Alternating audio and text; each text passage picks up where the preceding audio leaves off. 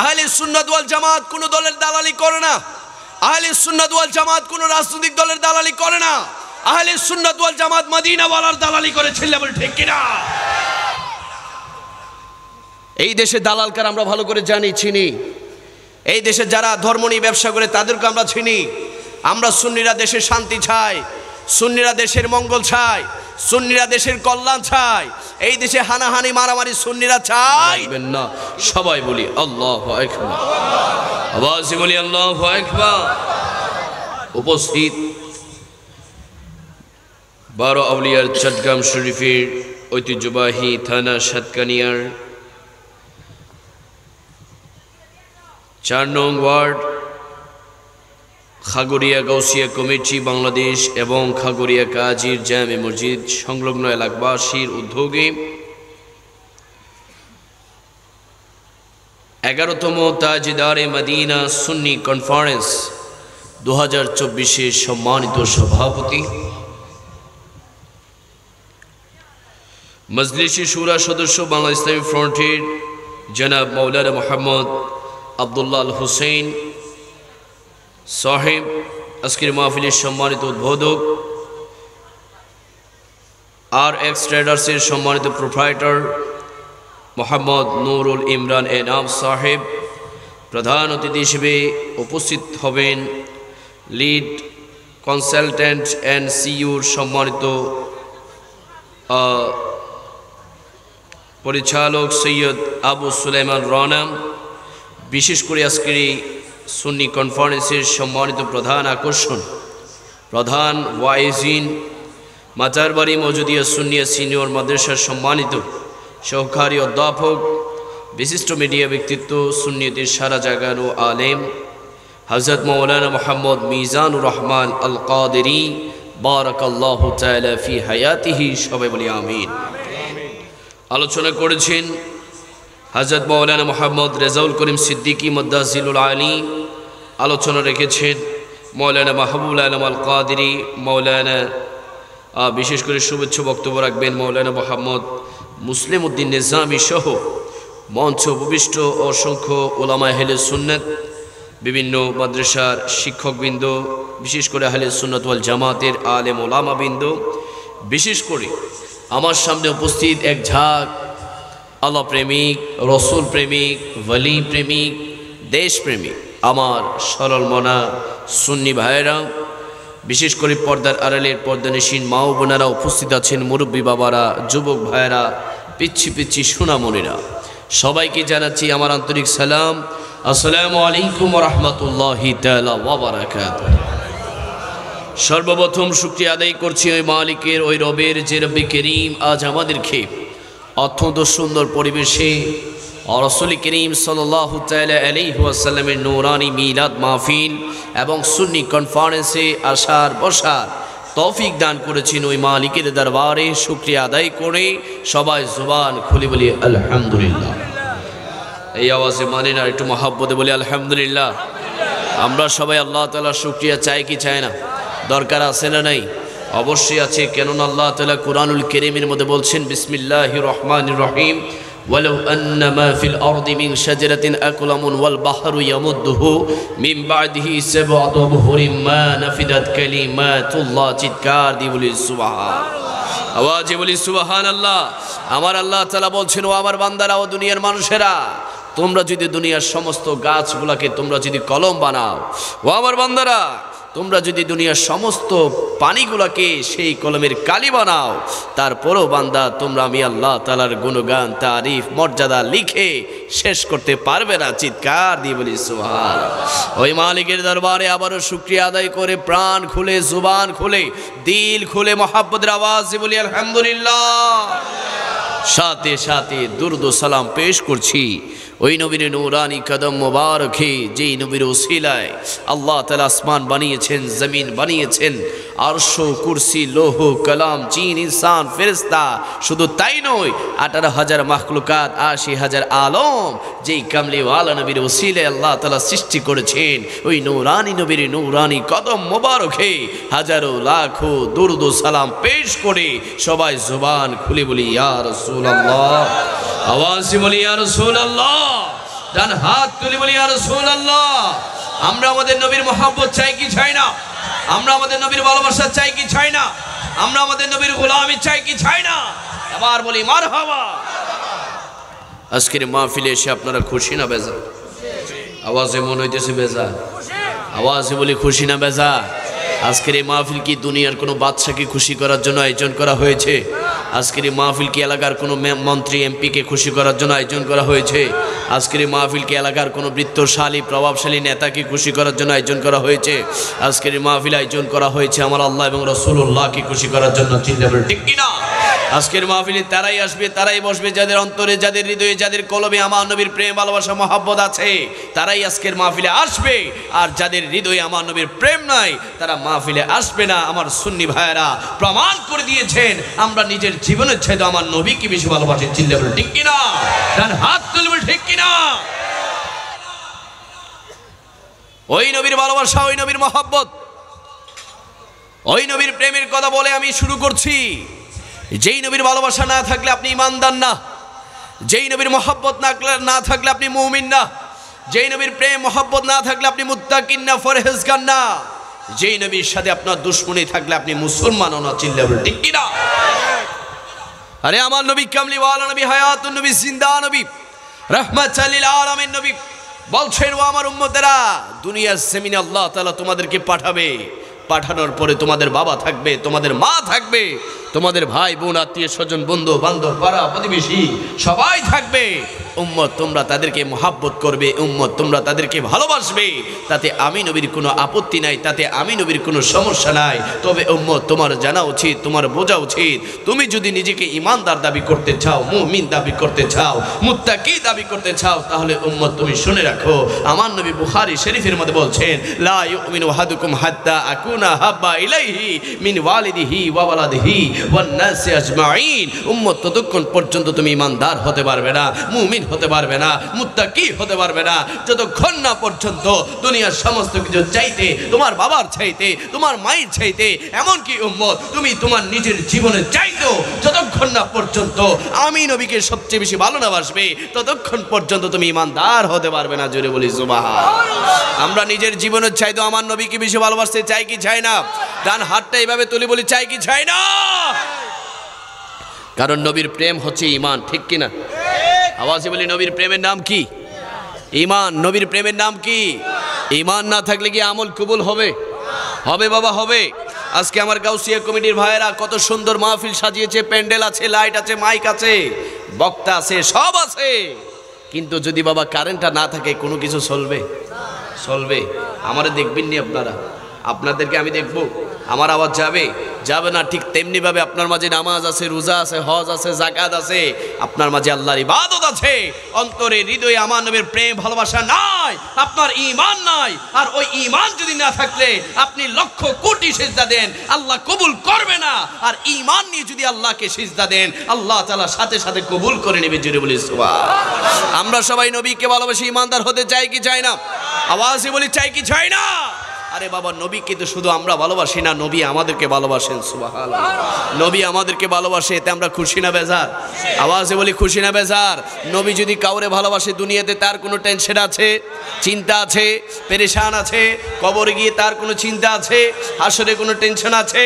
আরে আমার নবী কামলিওয়ালা নবীর প্রিয়তমা স্ত্রী আম্মা জান আয়েশা সিদ্দিকা রাদিয়াল্লাহু তাআলা আনহা আমার নবীর কাছে গিয়ে বললেন, ইয়া রাসূলুল্লাহ, ইয়া হাবিবাল্লাহ, আমি আয়েশার জন্য আপনি আল্লাহর দরবারে একটু দোয়া করেন, আমি আয়েশার জন্য আল্লাহর দরবারে একটু ফরিয়াদ করেন। যখন আম্মা জান আয়েশা সিদ্দিকা রাদিয়াল্লাহু তাআলা আনহা আমার নবীর কাছে দোয়া চাইলেন, আমার নবী কামলিওয়ালা নবী আম্মা জান আয়েশা সিদ্দিকা রাদিয়াল্লাহু তাআলা আনহার জন্য আল্লাহর দরবারে রহমতের দুই কানা হাত তুললেন, হাত তুলে ফরিয়াদ করতে লাগলেন, ও মালিক, ও মাওলা, আমার আয়েশাকে তুমি কবুল করে নাও, আমার আয়েশাকে তুমি কবুল আর মঞ্জুর করে নাও। যখন রাহমাতাল লিল আলামিন নবী আম্মা জান আয়েশা সিদ্দিকা রাদিয়াল্লাহু তাআলা আনহার জন্য দোয়া চাইলেন, আম্মা জান আয়েশা সিদ্দিকা খুশিতে আত্মহারা হয়ে গেল, খুশিতে তার চেহারাটা ঝলমল করতে লাগলো, ঝলমল করতে লাগলো। আমার নবী ডাক দিয়ে বলে, ও আয়েশা তুমি এত খুশি কেন হয়েছো? আমার নবী ডাক দিয়ে বলে, ও আয়েশা তুমি এত আনন্দিত কেন হয়েছো? আমার নবীর প্রিয়তমা স্ত্রী আম্মাজান আয়েশা সিদ্দিকা চুকির পানিগুলো ফেলে ফেলে বলতে লাগলেন, ইয়া রাসূলুল্লাহ, ইয়া হাবিবাল্লাহ, আল্লাহর হাবিব, আল্লাহর বন্ধু, কামলিওয়ালা নবী, আমি আয়েশার জন্য দোয়া করেছে, আর আমি আয়েশাকে খুশি না হয়ে থাকতে পারি? আমি আয়েশাকে খুশি না হয়ে থাকতে পারি? আমার নবী ডাক দিয়ে বলল, ও আয়েশা তাহলে তুমি শুনে রাখো, ও আয়েশা তাহলে তুমি জেনে রাখো, আমি নবী যখন ফজরের নামাজ পড়ি, জোহর পড়ি, আসর পড়ি, মাগরিব পড়ি, এইসব পড়ি, শুধু তাই নয়, আমি নবী যখন তাহাজ্জুদের নামাজ পড়ি, প্রত্যেকটা নামাজের পরে আমার প্রতিটা গুনাহগার উম্মতের জন্য আমি আল্লাহর দরবারে দোয়া করে থাকি। জুড়ে বলি সুবহানাল্লাহ, আওয়াজে বলি সুবহানাল্লাহ। যেই নবী ফজরে, জোহরে, আসরে, মাগরিবে, আয়েশাতে, যেই কামলিওয়ালা নবী আমাদের মতো গুনাহগার পাপী উম্মতদেরকে তাহাজ্জুদের নামাজের দোয়াতেও আমাদেরকে ভুলে নাই, ওই নবীকে কোনোভাবে আমরা বলতে পারি? নবীকে বলা যাবে? যারা নবীকে ভুলে যাবে তাদের দুনিয়া বরবাদ, ঠিক কিনা? যারা নবীকে ভুলে যাবে তাদের কবরও বরবাদ, হাসরও বরবাদ। আর আমরা যারা নিজেদেরকে সুন্নি সুন্নি সুন্নি আহলে সুন্নাত ওয়াল জামাতের অনুসারী বলে দাবি করি, আমরা সকাল সন্ধ্যা রাত সব সময় শুধু আমরা নবী নবী করে চিল্লাবো, ঠিক কিনা? অনেকে বলে সুন্নিরা শুধু নবী নবী করে। আরে বাবা, নবী নবী কেন করবো না? নবীর জন্য দুনিয়াতে এসেছি, ঠিক কিনা? নবীর জন্য দুনিয়াতে এসেছি, নবীর জন্য কবরে যাব, নবীর জন্য কবর থেকে হাসরের ময়দানে উঠবো ইনশাআল্লাহ। বিশ্বাস, আকীদা, ঈমান, নবীর সাথে আমরা জান্নাতে চলে যাব, চিল্লাবো, ঠিক কিনা? নবীর সাথে আমরা জান্নাতে যেতে চাই কি চাই না? ডান হাত তুলে বলি, চাই কি চাই না? আল্লাহু আকবার, ইয়া রাসূলুল্লাহ, জিন্দাবাদ। কিন্তু বড় আফসোসের বিষয়, বড় দুঃখের বিষয়, এই আধুনিক বিজ্ঞানময়, এই আধুনিক দুনিয়াতেও আমার নবীর শান-ও-মানে বেয়াদবি করে। আধুনিক যেই ব্যবস্থা রয়েছে, এই ইন্টারনেটের মাধ্যমে, বিভিন্ন ফেসবুক, সোশ্যাল মিডিয়া, ইউটিউবের মাধ্যমে আমার নবীর শান-ও-মানে আঘাত করে তারা বক্তব্য প্রচার করে। কিন্তু সুন্নি জামাতের আলেম ওলামারা এই মিডিয়াকে ব্যবহার করে আমার নবীর শান-ও-মান বয়ান করে। কিন্তু এক শ্রেণীর মোল্লা মৌলবী আছে যারা এই মিডিয়াকে ব্যবহার করে আমার নবীর শানে, আউলিয়া কেরামের শানে বেয়াদবি করেছিল, ঠিক কিনা? তারা বিভিন্ন মিডিয়ার মধ্যে বলে নবী নাকি আমাদের মতো সাধারণ দুঃশগুণে মাটির মানুষ ছিল। নবীকে সম্মান করা যাবে যেমনি ভাবে নাকি বড় ভাইকে সম্মান করা যায় না। আরে বাবা, নবী কি কখনো আমাদের মতো হতে পারে? আমার খাগড়িয়া সুন্নি ভাইদের আকীদা স্পষ্ট করবেন, নবী কি আমাদের মতো হতে পারে? আমরা কি নবীর মতো হতে পারি? আরে বাবা, নবী তোমার মতো কিভাবে হবে? তুমি কিভাবে নবীর মতো হবে? আমরা যারা সাধারণ মুসলমান আছি, আমরা যখন মুসলমান হয়েছি আমাদের কালিমা ছিল, সবাই বলি লা ইলাহা ইল্লাল্লাহু মুহাম্মাদুর রাসূলুল্লাহ, লা ইলাহা ইল্লাল্লাহু মুহাম্মাদুর রাসূলুল্লাহ। আর কামলিওয়ালা নবী, হায়াতুন নবী, জিন্দা নবীর কালিমা ছিল লা ইলাহা ইল্লাল্লাহু আনা রাসূলুল্লাহ, আনা রাসূলুল্লাহ, আনা রাসূলুল্লাহ। যেখানে নবীর কালিমার সাথে আমাদের কালিমার তুলনা হয় না, সেখানে কি বাবা নবী আমাদের মতো হতে পারে? আমরা কি নবীর মতো হতে পারি? আরে আল্লাহ তাআলা আমাদের উপর ইসলামের স্তম্ভ দিয়েছে 5টি, কালেমা, নামাজ, রোজা, হজ, যাকাত। আর কামলিওয়ালা নবীর জন্য আল্লাহ তাআলা ইসলামের স্তম্ভ দিয়েছে 4টি। আমার নবীর জন্য যাকাত দেওয়া এবং যাকাত নেওয়া উভয়টাই আল্লাহ তাআলা হারাম করেছে। শুধু তাই নয় বাবা, অবাক হয়ে যাবেন, আমরা নামাজ পড়ি 5 ওয়াক্ত, ফজর, যোহর, আসর, মাগরিব, ঈশা। আর আমার নবীর জন্য আল্লাহ তাআলা স্পেশাল নামাজ দিয়েছে 6 ওয়াক্ত। আল্লাহ তাআলা কোরআনে বলছেন, ওয়া মিনাল লাইলি ফাতাহাজ্জাদ বিহি নাফিলাতাল লাক। ও বন্ধু মুহাম্মদুর রাসূলুল্লাহ, আমি আল্লাহ তাআলা আপনাকে ভালোবেসে, আমি আল্লাহ তাআলা আপনাকে মহব্বত করে স্পেশাল একটা নামাজ দিচ্ছি। ওই নামাজের নাম হচ্ছে তাহাজ্জুদের নামাজ। তাহাজ্জুদের নামাজ, ও বন্ধু, ওই তাহাজ্জুদের নামাজে দাঁড়িয়ে আপনি বন্ধু আমি আল্লাহ তাআলার কাছে যা চাইবেন, আমি আল্লাহ তাআলা আপনাকে সমস্ত কিছু দান করে দিব। চিৎকার দিবেন সুবহানাল্লাহ। তো যেখানে নবীর কালিমার সাথে নামাজের সাথে, ভাইয়া ভিতরে আওয়াজটা দেন, বাইরে যে আওয়াজটা সুন্দর হচ্ছে এটা একটু ভিতরে দেন, ঠিক আছে? আল্লাহু আকবার বলি, আল্লাহু আকবার। যেই কামলিওয়ালার নামাজের সাথে, কালিমার সাথে আমাদের তুলনা হয় না, ওই নবী কি কখনো আমাদের মতো হতে পারে? আওয়াজে মনে হয়, আওয়াজ বলে, নবী কি কখনো আমাদের মতো হতে পারে? আরে বাবা, আমরা যারা সাধারণ মানুষ আছি, আমরা যারা তুতু দেই, আমাদের তুতু থেকে দুর্গন্ধ বের হয়, দুর্গন্ধ বের হয়। আর রাহমাতুল লিল আলামিন নবী যখন থুতু মোবারক ফেলতেন, বাবারা প্রেম নিয়ে, মহব্বত নিয়ে আলোচনাটাকে শুনুন। আমার নবী যখন যখন থুতু ফেলতেন আমার নবীর থুতু মোবারক নেওয়ার জন্য সাহাবায়ে কেরামরা হাত পেতে রাখতেন, হাত পেতে রাখতেন। আমার নবী যখন নাকের শ্লাসা মোবারক ফেলতেন সাহাবায়ে কেরামরা আমার নবীর নাকের শ্লাসা মোবারক নেওয়ার জন্য হাত পেতে রাখতেন। শুধু তাই নয়, আমার নবী যখন উযু করতেন ওই উযুর পানিগুলা নেওয়ার জন্য সাহাবায়ে কেরামরা কারাকারি করতেন, কারাকারি করতেন। আমরা যদি প্রশ্ন করি, ও সাহাবীরা তোমরা কেন আমার নবীর থুতু মোবারক নিচ্ছ? ও সাহাবীরা তোমরা কেন আমার নবীর নাকের শ্লাসা মোবারক নিচ্ছ? ও সাহাবীরা তোমরা কেন আমার নবীর উযুর পানিগুলা নেওয়ার জন্য কারাকারি করছো, কারাকারি করছো? সাহাবায়ে কেরামরা উত্তর দেই, ওই দুনিয়ার মানুষেরা, ও দুনিয়ার মানুষেরা, দুনিয়ার জমিনের বহু খুশবু, বহু সুগন্ধি আমাদের নাকে এসেছে, কিন্তু রাহমাতাল লিল আলামিন নবীর থুতু মোবারকের মতো এত খুশবু, এত সুগন্ধি আমাদের নাকে আর কখনো আসে নাই। আমার নবীর থুতু মোবারক থেকে মেশকো আম্বরের চাইতে বেশি খুশবু পাওয়া যায়। জোরে বলি সুবহান, আওয়াজে বলি সুবহানাল্লাহ। আরে যেই নবীর থুতু মোবারক থেকে মেশকের চাইতে বেশি খুশবু পাওয়া যায়, ওই নবী কি কখনো আমাদের মতো হতে পারে? আমরা কি নবীর মতো হতে পারি? আরে বাবা, আমরা যারা সাধারণ মানুষ আছি, আমরা যখন ঘামি আমাদের ঘাম থেকে দুর্গন্ধ বের হয়, দুর্গন্ধ বের হয়। আর রাহমাতাল লিল আলামিন নবী যখন ঘামতেন, আমার নবীর ঘাম মোবারকগুলা সংরক্ষণ করার জন্য সাহাবায়ে কেরামরা ছোট্ট ছোট্ট শিশির বোতল নিয়ে আমার নবীর শরীর মোবারক থেকে ঘামগুলা সংরক্ষণ করতেন, ঘামগুলা সংরক্ষণ করতেন। ও সাহাবীরা তোমরা কেন আমার নবীর ঘাম মোবারক নিচ্ছ? ও সাহাবীরা তোমরা কেন আমার নবীর ঘাম মোবারক সংরক্ষণ করছো? সাহাবায়ে কেরামরা বলে, আমার নবীর ঘাম মোবারক থেকে এত খুশবু, এত সুগন্ধি বের হয়, ওই ঘাম যদি আমরা আমাদের শরীরে একটা বাল লাগাই, আমাদের শরীর থেকে মাসের পর মাস খুশবু বের হতে থাকে, খুশবু বের হতে থাকে। এই জন্য আমরা নবীর ঘামগুলো সংরক্ষণ করছি। চিৎকার দিয়ে বলি সুবহানাল্লাহ। আরে কোন নবীর কথা বলবো? যেই নবীর প্রস্রাব মোবারক খেলে জান্নাতের সার্টিফিকেট পাওয়া যায়, যেই নবীর রক্ত মোবারক পান করার কারণে সাহাবীরা জান্নাতের সার্টিফিকেট পেত, ওই নবী কি কখনো আমাদের মতো হতে পারে? আমরা কি নবীর মতো হতে পারি? আরে বাবা, অবাক হয়ে যাবেন, আমার নবীর চেহারা মোবারক কত সুন্দর ছিল, কত সুন্দর ছিল। আমার নবীর সাহাবী হযরতে জাবির ইবনে সামুরা রাদিয়াল্লাহু তাআলা আনহু আমার নবীর কাছে গেলেন, আমার নবীর দরবারে গেলেন। যাওয়ার পরে দেখতে পেলেন আকাশের মধ্যে পূর্ণিমার চাঁদ উদয় হয়েছে, আকাশের মধ্যে পূর্ণিমার চাঁদ উদয় হয়েছে। জাবির ইবনে সামুরা রাদিয়াল্লাহু তাআলা আনহু একবার আকাশের পূর্ণিমার চাঁদের দিকে তাকায়, আরেকবার আমার নবীর নূরানি চেহারা মোবারকের দিকে তাকায়। একবার আকাশের পূর্ণিমার চাঁদের দিকে তাকায়, আরেকবার আমার নবীর নূরানি চেহারা মোবারকের দিকে তাকায়। ওই জাবির ইবনে সামুরা তিনি কম্পেয়ার করতে লাগলেন, পার্থক্য করতে লাগলেন, আকাশের চাঁদ বেশি সুন্দর নাকি আমার নবীর নূরানি চেহারা মোবারক বেশি সুন্দর? আকাশের চাঁদ বেশি সুন্দর নাকি আমার নবীর নূরানি চেহারা মোবারক বেশি সুন্দর? আমার নবীর সাহাবী জাবির ইবনে সামুরা রাদিয়াল্লাহু তাআলা তিনি বলে দিলেন, খোদার কসম করে বলছি, খোদা কি কসম করে বলছি, এমন হাজারো পূর্ণিমার চাঁদকে যদি একসাথে করে রাখা হয়, তারপর আমার নবীর নূরানি চেহারা মোবারকের মতো সুন্দর হবে না। চিৎকার দিয়ে বলি সুবহানাল্লাহ। যে নবীর চেহারা মোবারক আকাশের পূর্ণিমার চাঁদের চাইতে বেশি সুন্দর, ওই নবী কি কখনো আমাদের মতো হতে পারে? হতে পারে বাবা, হতে পারে। আরে যারা বলে নবী নাকি আমাদের মতো সাধারণ দুঃখী মাটির মানুষ ছিল, যারা আমার নবীর আকাশ চুম্বী মর্যাদার সম্মানে বেয়াদবি করে, আল্লাহ তাআলা বলে, ও বন্ধু, ও বন্ধু মুহাম্মদুর রাসূলুল্লাহ, তারা আপনার সম্মান কমাতে চায়, তারা আপনার সম্মানে বেয়াদবি করতে চায়। আর আমি আল্লাহ তাআলা আপনার সম্মানকে বুলন্দ করে দিয়েছি, বাড়িয়ে দিয়েছি। চিৎকার দিয়ে বলি সুবহানাল্লাহ। আওয়াজে বলি বাবা সুবহানাল্লাহ। বলতে আপনাদের কষ্ট হয়নি?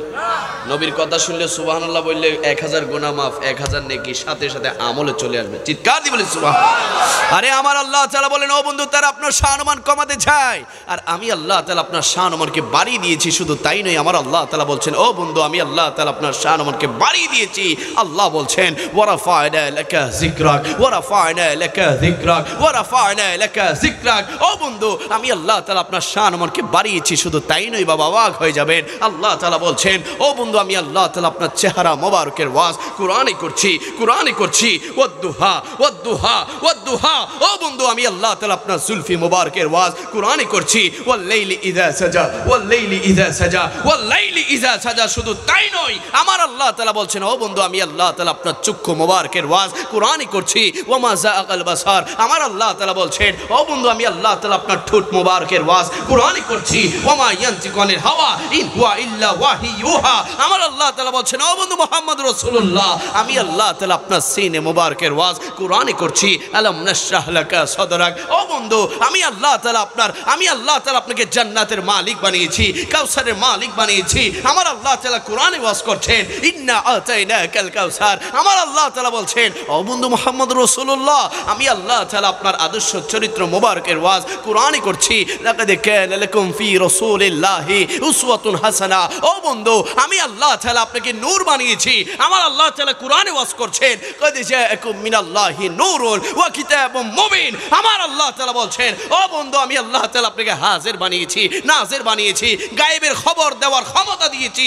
আমার আল্লাহ তাআলা কোরআনে ওয়াজ করছেন, ইন্না আরসালনাকা শাহিদা ওয়া মুবাশশিরা ওয়া নাযীরা ওয়া দাইয়া ইলাল্লাহি বিইজনিহি ওয়া সিরাজাম মুনীরা। শুধু তাই নয়, আমার আল্লাহ তাআলা বলছেন, ও বন্ধু, আমি আল্লাহ তাআলা আপনার মেরাজের ওয়াজ কোরআনে করছি। সুবহানাল্লাযী আসরা বিআবদিহি লাইলাম মিনাল মাসজিদিল হারামি ইলাল মাসজিদিল আকসা। আমার আল্লাহ তাআলা বলছেন, ও বন্ধু মুহাম্মদ রাসূলুল্লাহ, আমি আল্লাহ তাআলা আপনাকে আসমানের জন্য, জমিনের জন্য, সমস্ত কুল কায়নাতের জন্য রহমত, নিয়ামত, বরকত বানিয়েছি। আমার আল্লাহ তাআলা কোরআনে ওয়াজ করছেন, ওয়ামা আরসালনাকা ইল্লা রাহমাতাল লিল আলামিন। চিৎকার দিয়ে বলি সুবহানাল্লাহ।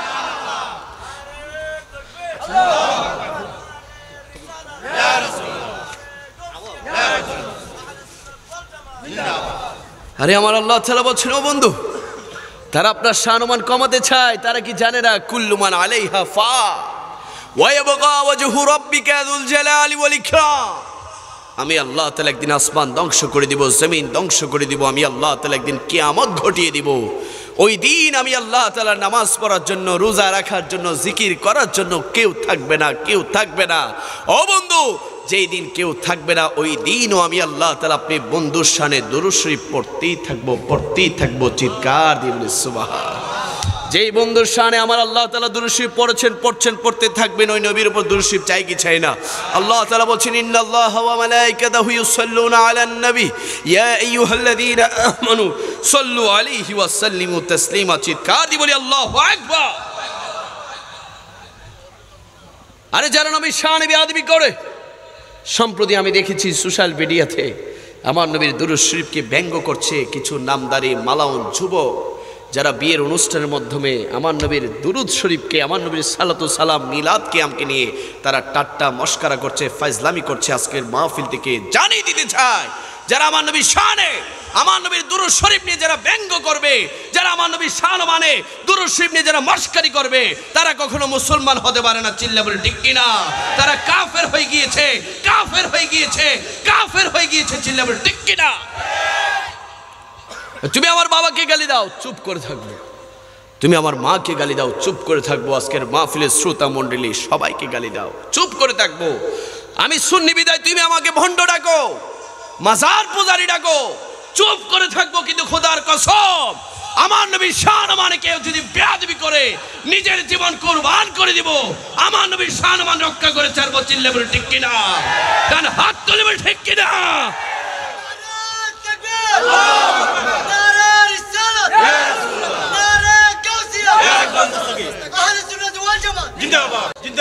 সুন্নিয়তের উপর হামলা চলছে, সুন্নিয়তকে নিয়ে তামাশা চলছে। আহলে সুন্নাত ওয়াল জামাত কোন দলের দালালি করে না। আহলে সুন্নাত ওয়াল জামাত কোন রাজনৈতিক দলের দালালি করে না। আহলে সুন্নাত ওয়াল জামাত মদিনা ওয়ালার দালালি করে। ছেলে বলে ঠিক কিনা? এই দেশে দালাল কার আমরা ভালো করে জানি, চিনি। এই দেশে যারা ধর্ম নিয়ে ব্যবসা করে তাদেরকে আমরা চিনি। আমরা সুন্নিরা দেশের শান্তি চাই, সুন্নিরা দেশের মঙ্গল চাই, সুন্নিরা দেশের কল্যাণ চাই। এই দেশে হানাহানি মারামারি সুন্নিরা চাই, কিন্তু বারবার সুন্নি জামাতের উপর আক্রমণ চলছে। ছিল্লাবল ঠিক কিনা? সুন্নি জামাতের আলেম ওলামার উপর হামলা চলছে। ছিল্লাবল ঠিক কিনা? আমরা সম্প্রতি দেখেছি আমাদের সুন্নিয়তের জান, আমাদের সুন্নিয়তের প্রাণ আল্লামা মুফতি গিয়াসউদ্দিন আত-তাহেরির উপর যে ষড়যন্ত্র মিথ্যামূলক মামলা দিয়েছে, এর কারণ একটাই, আহলে সুন্নাত ওয়াল জামাতের আলেম গিয়াসউদ্দিন তাহেরি সুন্নি, এই জন্যই তারা মামলা দিয়েছে। ছিল্লাবল ঠিক কিনা? তো তুমি মামলা দিয়ে থামিয়ে দিবা? থামার তো দল আহলে সুন্নাত নয়। আর ইমাম হুসাইনকে কারবালার জমিনে শিরোচ্ছেদ করা হয়েছে, আহলে সুন্নাত ওয়াল জামাত থেমে যায় না। নূরুল ইসলাম ফারুকীকে গর্দান ফেলে দেওয়া হয়েছে, আহলে সুন্নাত ওয়াল জামাত থেমে যায় না। সুন্নিরা থামবে না, সুন্নিরা নবীর প্রেম নিয়ে এগিয়ে যাবে। চিল্লা বলে ঠিক কিনা? বড় দুঃখের বিষয়, বড় আফসোস নিয়ে বসেছি। আমার নবীর আওলাদ, আমাদের সবার মাথার তাজ, আজকে আপনারা মাহফিল করছেন গাউসিয়া কমিটির উদ্যোগে।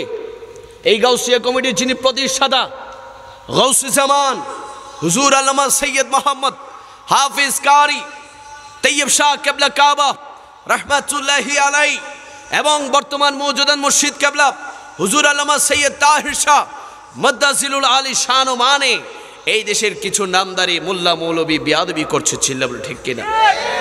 তারা বলে আমার পীর ও মুর্শিদ আল্লামা সৈয়দ মোহাম্মদ তাহের শাহ নাকি এই দেশে ব্যবসা করতে এসেছে।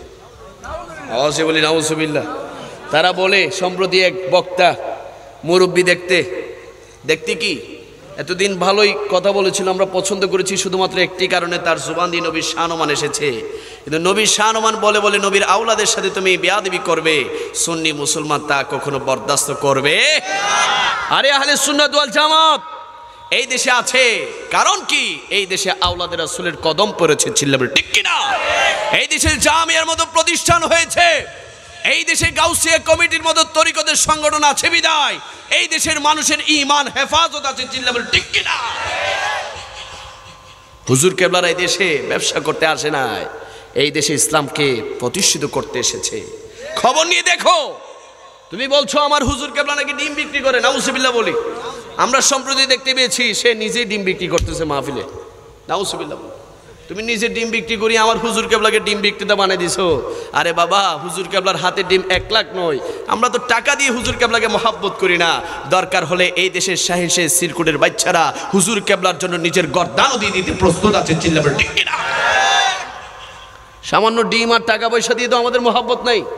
আমরা আওলাদ রাসূলকে মহাব্বত করি নিজের জীবনের চাইতে বেশি, আমরা আওলাদ রাসূলকে মহাব্বত করি নিজের মা বাবার চাইতে বেশি, আমরা আওলাদ রাসূলকে মহাব্বত করি নিজের জীবনের চাইতে বেশি, চিল্লাবে ঠিক কিনা? সাবধান থাকবেন তাদের থেকে। যুবক ভাইরা সাবধান থাকার দরকার আছে না নাই? নাকি ঈমান বিক্রি করে দিবা? টাকার কাছে কি ঈমান বিক্রি করা যাবে? ডলারের কাছে, পাউন্ডের কাছে, কোনোভাবে টাকা পয়সার কাছে ঈমান বিক্রি করা যাবে? কিছু গর্ত থেকে বাইর হয়েছে, তারা ঈমান হাইজ্যাক করতে চায়। তোমরা গর্ত থেকে বাইর হয়েছো, সামনে হয়তো আবারও গর্তে ঢুকে যাইতে পারো, ঠিক কিনা বাবা? সুতরাং তাদেরকে ভয় পাওয়ার কোনো কারণ। আমরা শাহিনশাহ সিরকুটের বাচ্চা, আমরা আহলে সুন্নাত ওয়াল জামাতের বাচ্চা, আমরা গাউসে মাইজ ভান্ডারীর অনুসারী, আমরা শাহিনশাহ সিরকুটের অনুসারী, আমরা শাহজালাল শাহপরানের অনুসারী, আমরা গাউসে পাক আব্দুল কাদের জিলানীর অনুসারী, আমরা গরিবে নওয়াজের অনুসারী। শুধু তাই নয়, আমরা ইমাম আবু হানিফার অনুসারী, আমরা সাহাবায়ে কেরামের অনুসারী, আমরা আমার নবীকে আমরা জীবন দিয়ে ভালোবাসি, ঠিক কিনা?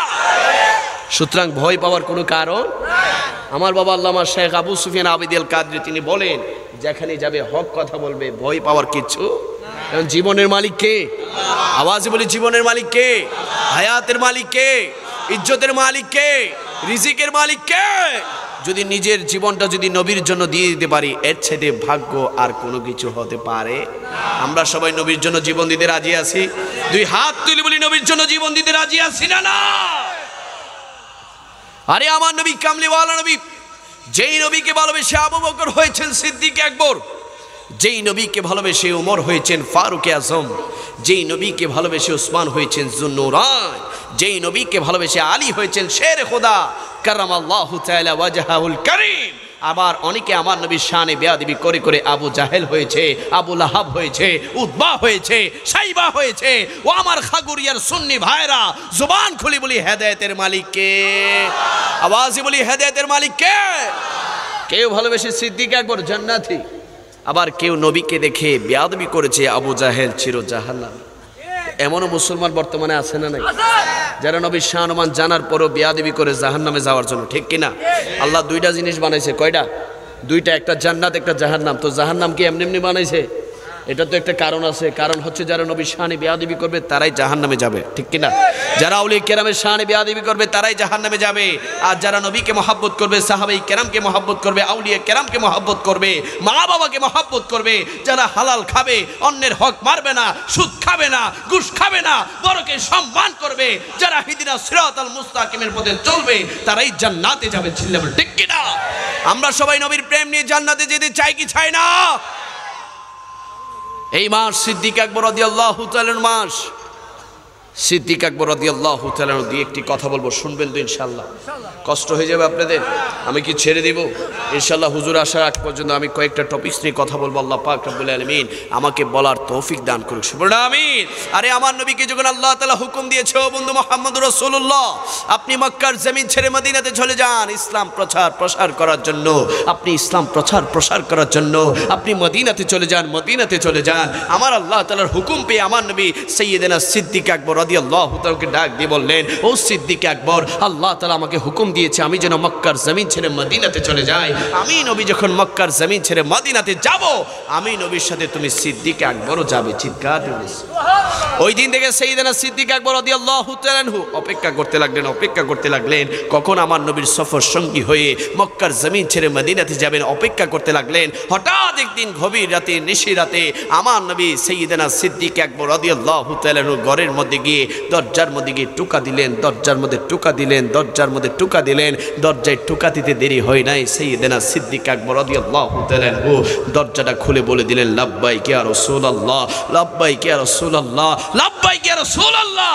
আমার নবী ডাক দিয়ে বললেন, ও সিদ্দিক আকবর, রাত তো গভীর হয়েছে, নিশি রাত, আশেপাশে সবাই ঘুমাচ্ছে, এত গভীর রাতে নিশি রাতে তোমাকে ডাক দেওয়ার সাথে সাথে তুমি আবু বকর কিভাবে দরজা খুলেছো, তুমি সিদ্দিক আকবর কিভাবে দরজা খুলেছো?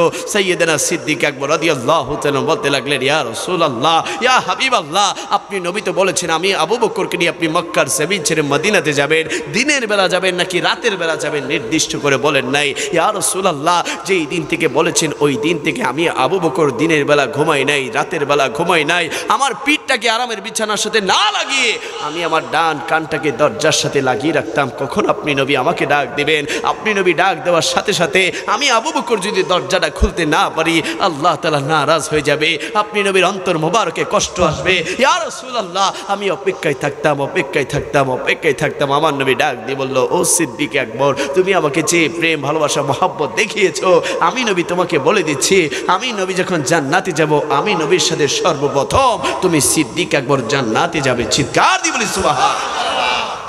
আরে আমার নবী কামলিওয়ালা নবী একবার সাইয়্যিদানা সিদ্দিক আকবর রাদিয়াল্লাহু তাআলাকে বললেন, ও সিদ্দিক আকবর, এদিকে আসো, এই ধরো আমার আংটিটা তোমার কাছে রাখো, এই আংটিটা নিয়ে এলাকার স্বর্ণকারের দোকানে যাও, স্বর্ণকারকে গিয়ে বলো এই আংটির মধ্যে যেন আমার আল্লাহর নামটা লিখে দেয়। চিৎকার দিয়ে বলি সুবহানাল্লাহ। আমার নবী সাহাবী সিদ্দিক আকবর আদব সহকারে আমার নবীর হাত মোবারক থেকে আংটি মোবারক নিলেন, নেওয়ার পরে তিনি স্বর্ণকারের দোকানে যেতে লাগলেন আর চিন্তা করতে লাগলেন, আমার নবী তো বলেছে এই আংটির মধ্যে আল্লাহর নাম লেখার জন্য, কিন্তু আমি আবু বকরের আকীদা, আমি সিদ্দিক আকবর আকীদা, আমার আল্লাহর নাম তো লিখবো, কিন্তু যেখানে আল্লাহর নাম থাকবে ওইখানে আমার নবীর নামও থাকতে হবে, এটা আমার সিদ্দিক আকবরের আকীদা। চিৎকার।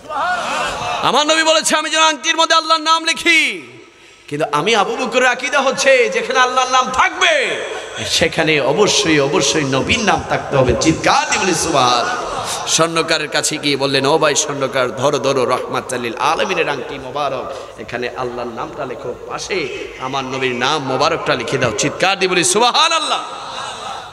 স্বর্ণকার আল্লাহর নাম লিখলেন এবং আমার নবীর নাম মোবারক লেখার পরে যখন ওই আংটি নিয়ে আমার নবীর হাত মোবারকে দিলেন, ইয়া রাসূলুল্লাহ, এই নেন আপনার আংটি মোবারক। আমার নবী আংটি মোবারক হাতে নিয়ে একটা মুস্কি হাসি দিলে আর বলতে লাগলেন, ও সিদ্দিক আকবর, আমি তো তোমাকে বলেছি এই আংটির মধ্যে আমার আল্লাহর নামটা লেখার জন্য, কিন্তু আমি দেখতে পাচ্ছি এই আংটির মধ্যে আল্লাহর নামের পাশে আমি নবীর নাম আছে, তুমি আমাকে মহব্বত করো আমি জানি, এই জন্য তুমি আমার নামটা লিখেছো, কিন্তু আমি আবার দেখতে পাচ্ছি ছোট্ট করে তুমি আবু বকরের নামটা এখানে লেখা, এর কারণ কি আমি বুঝতে পারলাম না।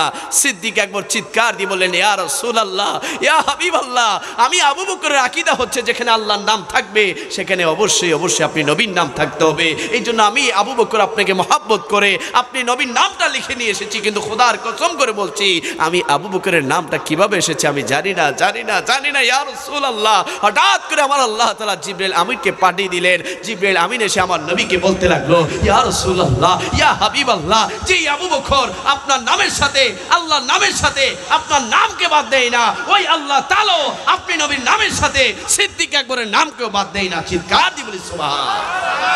এটা ছিল প্রেম ভালোবাসা মহব্বত জজবা ইশক। ওই মহব্বত আমরা সবাই নবীকে করতে চাই কি চাই না? আরে আমার নবী মসজিদে নববীতে বসা, আমার নবী বয়ান করছেন, তাকরীর করছেন, আমার নবীর সামনে একজন সাহাবী দাঁড়িয়ে বলতে লাগলো, ইয়া রাসূলুল্লাহ, ইয়া হাবিবাল্লাহ, আমি নামাজ পড়তে বেশি ভালোবাসি। আরেকজন সাহাবী দাঁড়িয়ে বলতে লাগলো, ইয়া রাসূলুল্লাহ, আমি উত্তপ্ত গরমের দিনে রোজা রাখতে বেশি ভালোবাসি। আরেকজন সাহাবী দাঁড়িয়ে বলতে লাগলো, ইয়া রাসূলুল্লাহ, আমি ইসলামের পথে জিহাদ করতে বেশি ভালোবাসি। আরেকজন সাহাবী দাঁড়িয়ে বলতে লাগলো, ইয়া রাসূলুল্লাহ, আমি ইসলামের পথে দান সাদকা করতে বেশি ভালোবাসি। আর সাইয়্যিদনা আবু বকর সিদ্দিক রাদিয়াল্লাহু তাআলা দাঁড়িয়ে বলতে লাগলো, ইয়া রাসূলুল্লাহ, ইয়া হাবিবাল্লাহ, আমি তিনটি কাজ করতে বেশি ভালোবাসি। কয়টি কাজ বাবা? সিদ্দিক আকবর কয়টা কাজ করতে বেশি ভালোবাসে? তিনটি কাজ। এক নম্বর কাজ, সিদ্দিক আকবর বলছেন, ইয়া রাসূলুল্লাহ, আমি আবু বকরের সর্বপ্রথম পছন্দের কাজ হচ্ছে আন-নাজরু ইলা ওয়াজহিক, আন-নাজরু ইলা ওয়াজহিক। ইয়া রাসূলুল্লাহ, আমি আবু বকরের প্রথম পছন্দের কাজ হচ্ছে আপনি নবীর নূরানি চেহারা মোবারকের দিকে দেখে থাকা। আওয়াজে বলি সুবহানাল্লাহ। ইয়া রাসূলুল্লাহ, আমি আবু বকরের দুই নাম্বার পছন্দের কাজ হচ্ছে ইনফাকু মাল আলাইক। ইয়া রাসূলুল্লাহ, আমি আবু বকরের যত ধন দৌলত আছে, যত সম্পদ আছে, এমনকি আমার কন্যা আমার বেটি আয়েশাকে আপনি নবীর কদম মোবারকে কুরবান করে দেওয়া আমি আবু বকরের দুই নাম্বার পছন্দের কাজ। চিৎকার দিয়ে বলি সুবহানাল্লাহ। ইয়া রাসূলুল্লাহ, আমি আবু বকরের তিন নাম্বার পছন্দের কাজ হচ্ছে আমি আবু বকরের তিন নাম্বার পছন্দের কাজ হচ্ছে ওয়াল জুলুসু বাইনা ইয়াদাইক। ইয়া রাসূলুল্লাহ, আমি আবু বকরের তিন নাম্বার পছন্দের কাজ হচ্ছে আপনি নবীর সামনে থাকা, আপনি নবীর পেছনে থাকা, আপনি নবীর ডাইনে থাকা, বামে থাকা। ইয়া রাসূলুল্লাহ, আপনি নবীর কদম মোবারকে সর্বক্ষণ বসে থাকা আমি আবু বকরের সবচেয়ে পছন্দের কাজ। চিৎকার দিয়ে বলি সুবহানাল্লাহ। আমার নবী ডাক দিয়ে বললো, আবু বকর, তোমার সমস্ত পছন্দের কাজ তো আমি নবীর জন্য, আমি নবীর জন্য। আমি নবী তোমাকে বলে দিচ্ছি, আমি নবী যখন মদিনাতুল মুনাওয়ারার রওজে আতহারে শুয়ে থাকবো, আমি নবীর পাশের জায়গাটা বা পাশের জায়গাটা তুমি আবু বকরের জন্য আমি নবী লিখে দিয়ে গেলাম। আওয়াজে বলি সুবহানাল্লাহ। আরে যান বাবা, মদিনাতুল মুনাওয়ারাতে যান, সবচেয়ে গুম্বাদের নিচে রওজা আতহারের পাশে এখনো সিদ্দিক আকবর আমার নবীর পাশে শুয়ে আছে, প্রমাণ করে দিয়েছে ভালোবাসার মতো বাসতে জানলে নবী কাছে টেনে নেই। চিৎকার দিয়ে বলি সুবহানাল্লাহ। আমরা নবীকে ভালোবেসে নবীর কাছে যেতে চাই কি চাই না? নবীর নূরানি চেহারা দেখতে চাই কি চাই না? আরে কোন নূরানি চেহারা? যে চেহারা দেখলে সাহাবায়ে কেরামরা ক্ষুধার যন্ত্রণা ভুলে যেত। সুবহানাল্লাহ। আমার নবীর একজন সাহাবী আমার নবীর কাছে গিয়ে বলতে লাগলো, ইয়া রাসূলুল্লাহ, ইয়া হাবিবাল্লাহ, দুর্ভিক্ষ চলছে, ক্ষুধার যন্ত্রণা সহ্য করতে পারছি না। ইয়া রাসূলুল্লাহ, পেটের ক্ষুধার যন্ত্রণা সহ্য করতে পারছি না। ইয়া রাসূলুল্লাহ, আমার নবী ডাক দিয়ে বলল, ও সাহাবী, তুমি কয়দিন ধরে না খেয়ে আছো? সাহাবী বলতে লাগলো, ইয়া রাসূলুল্লাহ, 3 দিন ধরে না খেয়ে আছি। পেটের ক্ষুধা সহ্য করতে না পেরে পেটের মধ্যে পাথর বেঁধে রেখেছি। আমার নবী ডাক দিয়ে বলল, সাহাবী, কয়টা পাথর বেঁধে রেখেছো? কয়টা পাথর বেঁধে রেখেছো? সাহাবী বলতে লাগলেন, ইয়া রাসূলুল্লাহ, 2টা পাথর বেঁধে রেখেছি, 2টা পাথর বেঁধে রেখেছি। আমার নবী বলল, ও সাহাবী, তুমি বুঝি 2টা পাথর বেঁধে রেখেছো? দেখো, আমি নবী ক্ষুধার যন্ত্রণা সহ্য করতে না পেরে আমি নবীর পেটের মধ্যে 4টা পাথর বেঁধে রেখেছি, 4টা পাথর বেঁধে রেখেছি। যেই নবী খেয়ে না খেয়ে আমাদেরকে এত সুন্দর ইসলাম দিয়েছে, ওই নবীর ইসলাম মোতাবেক আমরা সবাই চলতে চাই কি চাই না? আর আমরা তো খানা পাইলে ছাড়ি না। আরে বাবা, আমার নবী তো চাইলে দুনিয়ার সমস্ত লাজ নিয়ামত, আল্লাহ তাআলার জান্নাতি নিয়ামত প্রত্যেক বেলা খেতে পারতো, ঠিক কি না?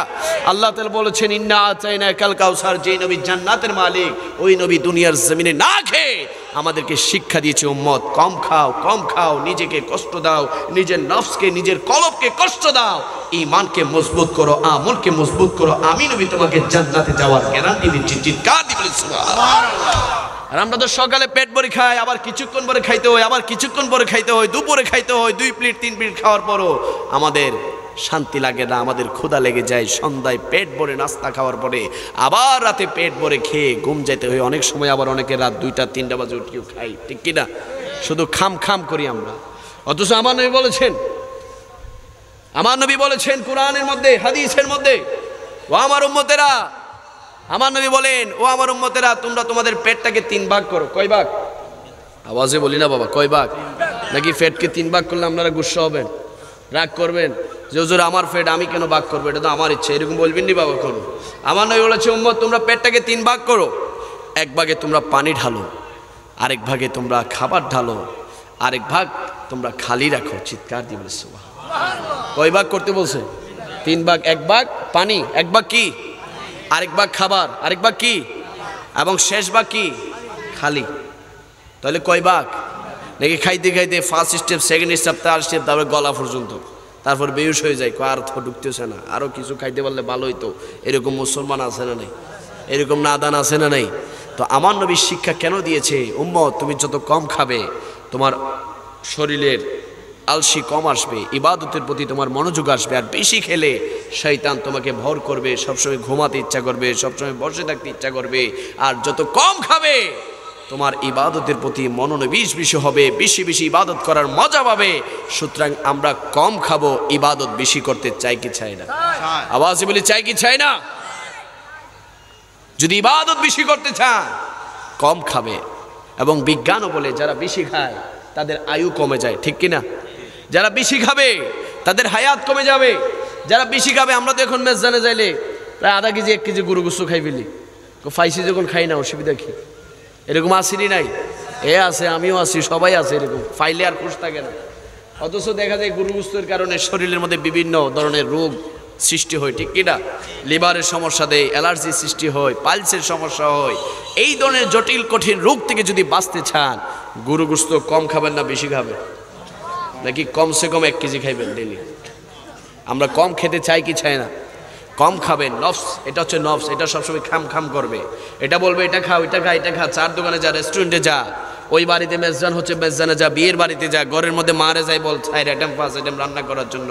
এটা আপনাকে যা বলে আপনি তা শোনেন। এটাকে যদি কন্ট্রোল করতে পারেন, নিজের ইচ্ছা শক্তিকে যদি আপনি কন্ট্রোল করতে পারেন, খোদার কসম করে বলছি আপনার শরীর থেকে রোগ চলে যাবে, আপনার শরীর থেকে অশান্তি চলে যাবে।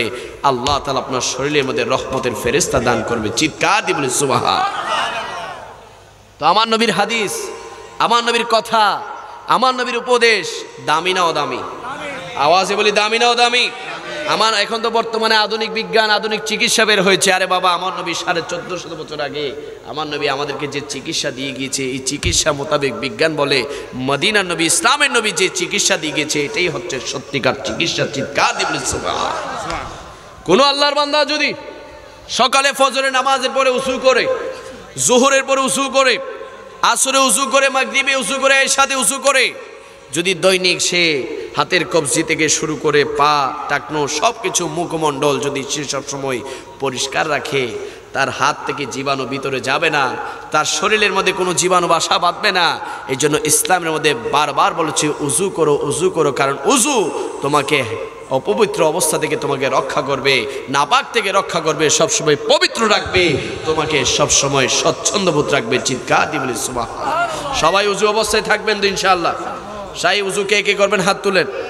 নাকি শীতকাল হুজুর এই কষ্টটা কিল্লাই দিতেছেন? হুজুর এই শীতের মধ্যে তো ফানি ধরা যায় না, এরকম বলবেননি বাবা। গরমের উজুর চাইতেও শীতের উজুর ফজিলত বেশি। সুবহানাল্লাহ। শীতকালে সাহাবায়ে কেরামরা আরো বারবার উজু করতেন, প্রতিযোগিতা করতেন। তুমি 5 বার করলে আমি 10 বার করব, তুমি 10 বার উজু করলে আমি 20 বার করবো। এটা হচ্ছে সাহাবায়ে কেরামের নবীর আদেশের প্রতি, নবীর হুকুমের প্রতি তাদের অনুগত্য ছিল। চিৎকার দিয়ে বলি সুবহানাল্লাহ। আর কোনো আল্লাহর বান্দা যদি সকাল সন্ধ্যা প্রত্যেক নামাজের পরে উজু করে, উজু করার পরে যদি কালেমা শাহাদাত পাঠ করে, ওই কালেমা শাহাদাত পাঠ করবে এবং উজু করবে, ওই উজুর পানির সাথে সাথে, ওই উজুর পানির সাথে তার সমস্ত সগীরা গুনাহগুলো ধুয়ে চলে যাবে। চিৎকার দিয়ে বলি সুবহানাল্লাহ। আর যদি উজু অবস্থায় মৃত্যুবরণ করতে পারে, যদি 2 মালাকুল মউত যদি উজু অবস্থায় চলে আসে, রূহটাকে যদি কবজ করে নিয়ে চলে যায়, খোদার কসম ওই উজুর ফজিলতের কারণে আল্লাহ তাআলা আপনাকে জান্নাত দান করে দিবে। চিৎকার দিয়ে বলি সুবহান। তো উজু করবেন তো ইনশাআল্লাহ? উজুর বিকল্প আর কিচ্ছু? অনেকে তো বালা করে গোসলও করে না, উজু কেমনে করবে? যাক, ইনশাআল্লাহ আজকে থেকে করবেন তো ইনশাআল্লাহ। আল্লাহ পাক রব্বুল আলামিন সকলকে কবুল করুক। সবর আমিন। আমি যেটা বলতে চেয়েছিলাম, আমার নবীর প্রেম, ভালোবাসা, মহব্বত, যেই ভালোবাসা মহব্বত দেখিয়েছিলেন ইসলামের প্রথম মুয়াজ্জিন বেলাল হাবশী রাদিয়াল্লাহু তাআলা আনহু। চিৎকার দিয়ে বলি সুবহানাল্লাহ। আমার নবী যখন মক্কা বিজয় করলেন, আমার নবী মক্কা বিজয় করার পরে মক্কাতে গেলেন, আমার নবী বলেন, ও বেলাল তুমি কোথায়? তুমি ওঠো, খানায়ে কাবার চাঁদে ওঠো, খানায়ে কাবার চাঁদে উঠে তুমি আজান দাও। চিৎকার দিয়ে বলি সুবহানাল্লাহ।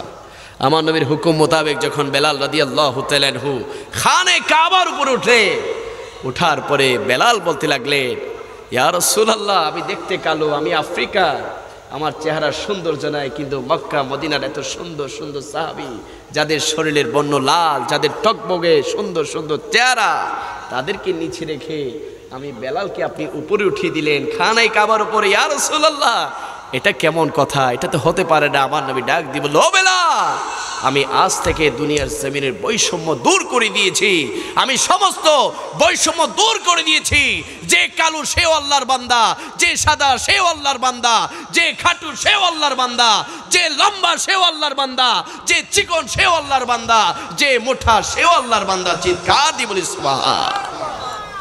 ইয়া রাসূলুল্লাহ, আমি বেলাল দেখতে কালো, চেহারার কুৎসিত, আমার কোনো ক্ষমতা নাই, টাকা নাই, পয়সা নাই, সম্পদ নাই, বংশ পরিচয় নাই, আমাকে সবাই হাফসি বলে, আমাকে সবাই নেগ্রো ডাকে, কিন্তু আমি বেলালকে আপনি খানে কাবার উপর উঠিয়েছেন। আমার নবী বলল, ও বেলাল আর দেরি করিও না, তুমি আজান দাও। চিৎকার দিয়ে বলি সুবহানাল্লাহ।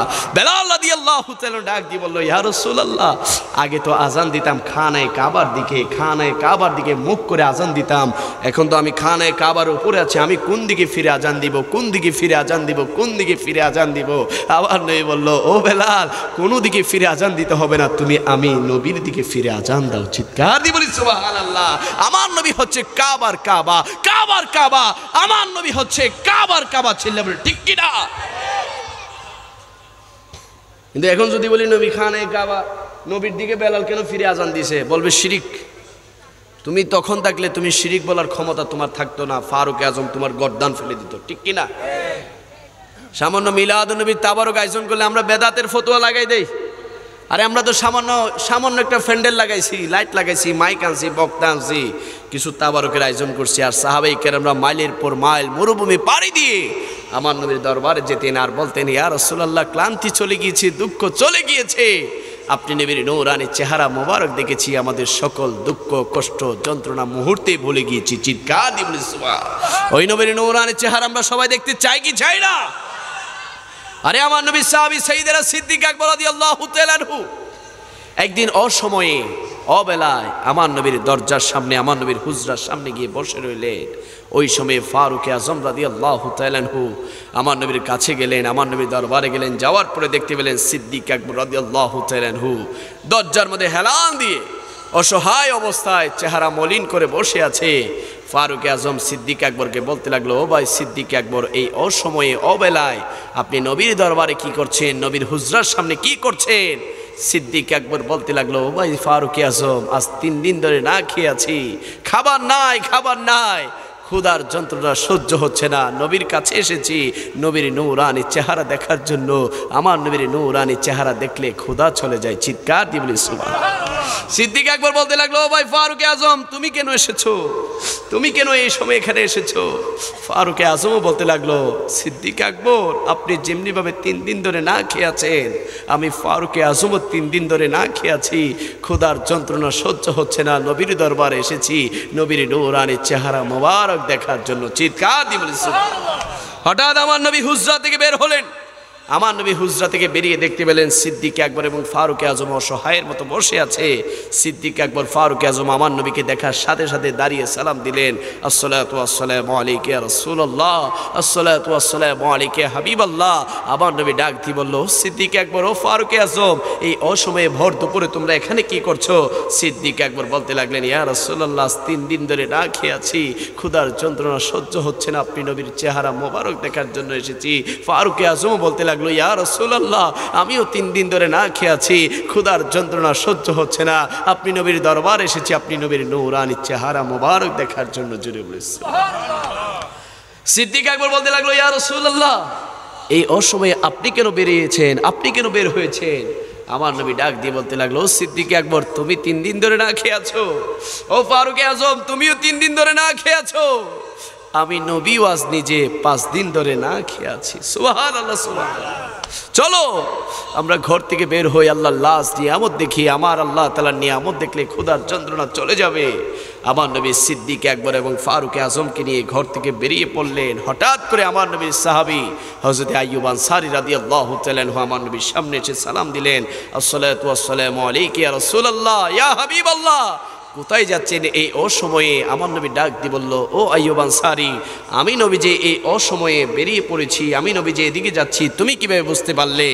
আইয়ুব আনসারী বলতে লাগলো, ইয়া রাসূলুল্লাহ, আপনি নবীর শরীর মোবারক থেকে এমন এক আজীব মেহেক, এমন এক আজীব সুগন্ধি বের হয়, আপনি নবী যেদিকেই যান না কেন আমরা সাহাবীরা বুঝতে পারি যে আমাদের দয়াল নবী হেঁটে যাচ্ছে। চিৎকার দিয়ে বলে সুবহানাল্লাহ। ইয়া রাসূলুল্লাহ, আপনি যেহেতু আমার ঘরের সামনে দিয়ে যাচ্ছে, আমি আইয়ুব আনসারী আপনার কাছে আরজি করছি, ফরিয়াদ করছি, আপনি আমার ঘরে একটু মেহমান হবেন, একটু মেহমান হবেন।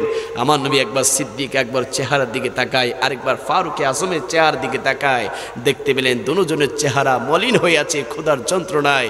আমার নবী বলল, সিদ্দিক একবার ও ফারুক আজম চলো, আমার আইয়ুব আমাকে দাওয়াত দিয়েছে তার ঘরে মেহমান হওয়ার জন্য। যখন আমার নবী কামলিওয়ালা নবী আইয়ুব আনসারী রাদিয়াল্লাহু তাআলা ঘরে প্রবেশ করলেন, আইয়ুব আনসারী রাদিয়াল্লাহু তাআলা কিছু খেজুর নিয়ে আমার নবীর সামনে দিলেন। আমার নবীর সামনে দিলেন, ইয়া রাসূলুল্লাহ এই খেজুরগুলো আপনি খান। খেতে খেতে আমি খাবারের ব্যবস্থা করছি। ভিতরে গিয়ে বিবিকে বলতে লাগলো, রাহমাতুল লিল আলামিন নবী তাশরিফ এনেছে, কি আছে দাও। মেহমানদারি করতে হবে, মেহমানদারি করতে হবে। স্ত্রী রুটি আর গোশত আইয়ুব আনসারীর হাতে দিলেন। আইয়ুব আনসারী রাদিয়াল্লাহু তাআলা ওই রুটি আর গোশত আমার নবীর সামনে দিলেন, সামনে দিলেন। আমার নবী একটা রুটি হাতে নেওয়ার পরে ওই রুটির মধ্যে 3 টুকরো গোশত নিয়ে রুটিটা বড়তে বড়তে সিদ্দিক আকবর হাতে দিয়ে বললেন, সিদ্দিক আকবর এই রুটিটা আমার বেটি, আমার কন্যা ফাতেমার কাছে পৌঁছানোর ব্যবস্থা করো। আমি শুনেছি আমার কন্যা, আমার বেটি ফাতেমা নাকি আজ 3 দিন ধরে না খেয়ে আছে।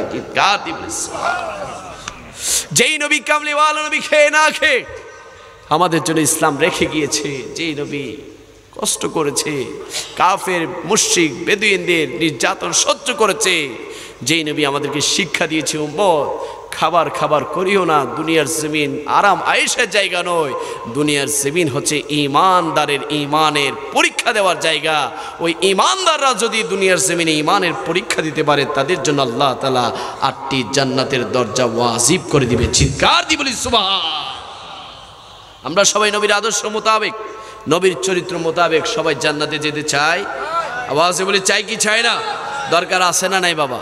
আরে আমার নবীর প্রেম ভালোবাসা মহব্বত, আমার নবীর ইশক, আমার নবীর প্রতি জজবা অবশ্যই রাখবেন। কেননা সাহাবায়ে কেরামরা এত দামি হয়েছে, এত দামি হয়েছে শুধুমাত্র একটি কারণে, নামাজের কারণে নয়, রোজার কারণে নয়। সাহাবায়ে কেরামরা দামি হয়েছে, তাদের অন্তরে নবীর প্রেম ছিল। ঠিক কিনা?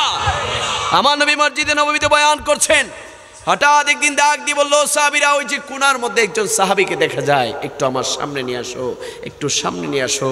আমার নবীর সাহাবীরা তাকে সামনে আনলেন। আমার নবী বলতে লাগলেন, ও সাহাবীরা তোমরা কি তাকে চেনো? সাহাবায়ে কেরামরা বলতে লাগলো, ইয়া রাসূলুল্লাহ আমরা তো তাকে ভালো করে চিনি না। আমার নবী বলতে লাগলো, সে দেখতে খাটু, চেহারা সৌন্দর্য নাই, পরনে ছিঁড়া কাপড় ছোপড়, টাকা নাই পয়সা নাই, এই জন্য বুঝি তোমরা চেনো না? সে হচ্ছে আমি নবীর সাহাবী জুলাইবিব। চিৎকার দিয়ে বলি সুবহানাল্লাহ। সে আমি নবীর সাহাবী জুলাইবিব। আমার নবীর সাহাবী দেখতে খাটো ছিল, আমার নবীর সাহাবী জুলাইবিব দেখতে কুৎসিত ছিল, চেহারা সৌন্দর্য ছিল না, কিন্তু আমার নবী কত মর্যাদাবান করেছে। আমার নবী জুলাইবিবকে বলতে লাগলেন, ও জুলাইবিব নেকা করেছো, শাদী করেছো, বিবাহ করেছো? জুলাইবিব রাদিয়াল্লাহু তাআলা বলতে লাগলো, ইয়া রাসূলুল্লাহ নিজে খেতে পারি না, চলতে পারি না, পরনে ছিঁড়া কাপড় চোপড়, টাকা নাই পয়সা নাই, ভালো করে চলতেই পারি না, আমি কিভাবে বিবাহ করব? কেই বা আমার কাছে মেয়ে বিবাহ দিবে? আমার নবী ডাক দিয়ে বলল, তাহলে তুমি বিবাহ করো নাই। এইভাবে দ্বিতীয় দিন আবার যখন আমার নবী মসজিদে নববীতে নসিহত করছেন, বয়ান করছেন, আবার ডাক দিয়ে বলল, ওই যে কোনাতে সাহাবীকে দেখা যায়, একটু আমার নবী আমি নবীর সামনে নিয়ে আসো। যখন জুলাইবিব রাদিয়াল্লাহু তাআলাকে আমার নবীর সামনে রাখা হলো, আমার নবী ডাক দিয়ে বলল, ও জুলাইবিব শাদী করেছো, নিকাহ করেছো? জুলাইবিব বলতে লাগলেন, ইয়া রাসূলুল্লাহ গতকালই তো বলেছি আমি শাদী করি নাই, বিবাহ করি নাই। এইভাবে তৃতীয় দিন আবার যখন আমার নবী বয়ান করছেন, আবার ডাক দিয়ে বলল, ও সাহাবীরা ওই যে কোনার মধ্যে একজন সাহাবী আছে, তাকে একটু আমি নবীর সামনে নিয়ে আসো। যখন জুলাইবিব রাদিয়াল্লাহু তাআলা আমার নবীর সামনে আসলেন, আবার বলতে লাগলেন, ও জুলাইবিব শাদী করেছো, নিকাহ করেছো? জুলাইবিব বলতে লাগলেন, ইয়া রাসূলুল্লাহ, ইয়া হাবিবাল্লাহ গতকালই তো বলেছি, এর আগের দিনও বলেছি, আজও 3 দিন আপনি আমাকে প্রশ্ন করলেন আমি শাদী করেছি কিনা, বিবাহ করেছি কিনা। ইয়া রাসূলুল্লাহ নিজেই চলতে পারি না, নিজেই খেতে পারি না, কিভাবে শাদী করব, কিভাবে বিবাহ করব? ইয়া রাসূলুল্লাহ শাদী করি নাই, বিবাহ করি নাই। আমার নবী বলতে লাগলো, ও জুলাইবিব শাদী করো নাই, যাও আমি নবী তোমার বিবাহের ব্যবস্থা করে দিব। চিৎকার দিয়ে বলি সুবহানাল্লাহ। ও জুলাইবিব আমার একজন আনসার সাহাবী আছে, তার ঘরে যাও।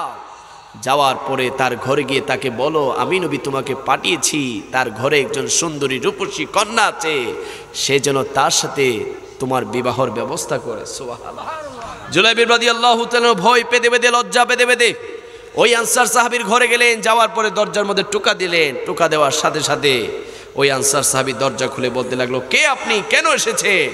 জুলাইবিব রাদিয়াল্লাহু তাআলার মধ্যে লাগলো রাহমাতাল লিল আলামিন নবী পাঠিয়েছে, আমি নবীর সাহাবী জুলাইবিব, আপনার ঘরে নাকি একজন সুন্দরী রূপসী কন্যা আছে, তার সাথে আমার বিবাহ দেওয়ার জন্য আমার নবী আমাকে পাঠিয়েছে। সুবহানাল্লাহ।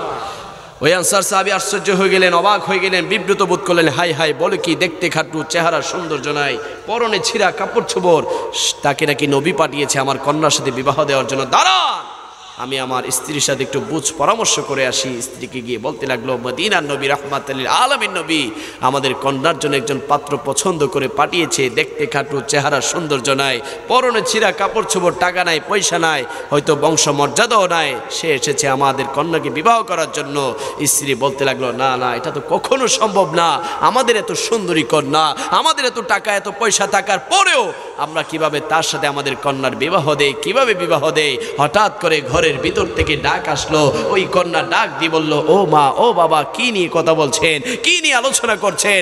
মা বাবা বলতে লাগলো, মদিনার নবী তোমার জন্য একজন পাত্র পছন্দ করে পাঠিয়েছে, যে দেখতে খাটু, চেহারা সৌন্দর্য নাই, পরনে ছিঁড়া কাপড় ছোবড়, বংশ মর্যাদা নাই, টাকা নাই, পয়সা নাই, তাকে পাঠিয়েছে আমরা যেন তার সাথে তোমার বিবাহ দেই।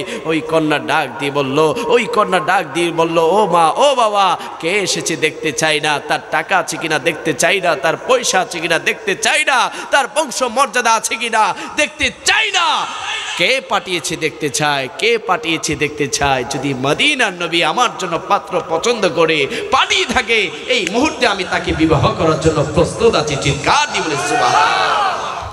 ও মা, টাকা আছে কিনা দেখতে চাই না, পয়সা আছে কিনা, চেহারা সৌন্দর্য আছে কিনা তাও চাই না, মদিনার নবী আমার জন্য পাত্র পছন্দ করেছে, এর চাইতে বড় সৌভাগ্য, এর চাইতে বড় খুশনসিব আমার জন্য আর কোনো কিছু হতে পারে না। আমি এই মুহূর্তে তাকে বিবাহ করার জন্য প্রস্তুত আছি। চিৎকার দিয়ে বলি সুবহানাল্লাহ। যখন আমার নবীর সামনে জুলাইবিব রাদিয়াল্লাহু তাআলা আনহু এবং ওই কন্যা গেলেন, আমার নবী নিজেই তাদের আগদ পরালেন। সুবহানাল্লাহ। যখন জুলাইবিব রাদিয়াল্লাহু তাআলা বাসর ঘরে যাবেন, ফুলের ঘরে যাবেন, যখন জুলাইবিব রাদিয়াল্লাহু তাআলা আনহু নববধূকে নিয়ে বাসর ঘরে যাবেন, বাসর ঘরে যাওয়ার পরে, ফুলের ঘরে যাওয়ার পরে স্ত্রীকে বলতে লাগলো, তুমি দেখতে অনেক সুন্দর, অনেক রূপসী, কিন্তু আমি দেখতে খাটো, চেহারার সৌন্দর্য নাই, কোনো টাকা নাই, পয়সা নাই, বংশ মর্যাদাও নাই, এত খাটো হওয়া সত্ত্বে, এত বৃষ্টি হওয়া সত্ত্বেও তোমার মতো এত সুন্দরী নারীকে বিবাহ করেছি শুধুমাত্র রাহমাতাল লিল আলামিন নবীর উসিলায়, আমার নবীর উসিলায়। কিন্তু আমি এই মুহূর্তে খবর শুনেছি আমার নবী কি নাকি জিহাদের ময়দানে চলে যাচ্ছে, আমার নবী নাকি যুদ্ধে চলে যাচ্ছে।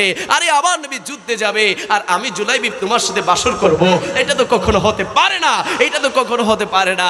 আমিও যাচ্ছি নবীর সাথে যুদ্ধের ময়দানে, জিহাদের ময়দানে, যদি বেঁচে থাকি আবার দেখা হবে, আর যদি শহীদ হয়ে যায় কাল হাসরের ময়দানে মুস্তাফা মুস্তাফা রাহমাতাল লিল আলামিনের কদমে দেখা হয়ে যাবে। চিৎকার দিয়ে বলি সুবহানাল্লাহ।